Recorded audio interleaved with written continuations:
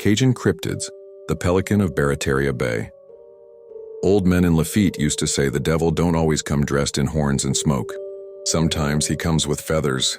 Out past the shrimp docks where the fog rises thick and low from Barataria Bay, they say there lives a bird, a grand pelican, larger than any god meant to exist. White as bone, eyes like rusted coins, and a pouch not filled with fish but with something colder, souls no one knows where it came from. Some say it followed the slave ships. Others say it hatched from a cursed egg laid on consecrated ground. But everyone agrees if you see it, you look away. Because if it looks back, it remembers you. In 1976, a shrimper named Etienne Broussard went missing. Only thing left was his boat drifting near Deadman's Bend, net full but not with shrimp. Just mere bones of bird bones, crushed and bloodless. Etienne's wife claimed he'd seen something in the sky days before, said he was hearing voices in the waves. She found feathers in his boots, bleached and brittle like they'd been there 100 years. They never found his body, only the marks on the deck, deep gouges, like claws had dragged something heavy over the wood. That and the scent of brine and rot that never washed out. The story goes the soul eater feeds on grief. It waits in the bay for the broken, the ones too weary to pray, too hollow to fight.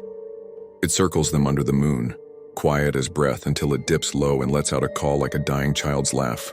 That's the last thing you'll hear before the silence comes. And it doesn't just take the body. It leaves behind a husk, a version of you, empty-eyed, stuck in place like a scarecrow with no wind to move it.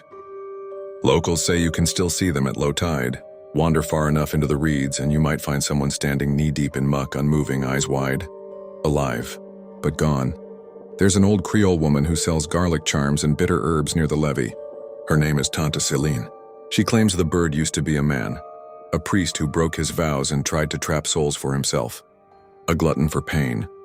The gods, angry, turned him into a creature that must carry every soul he steals. Forever.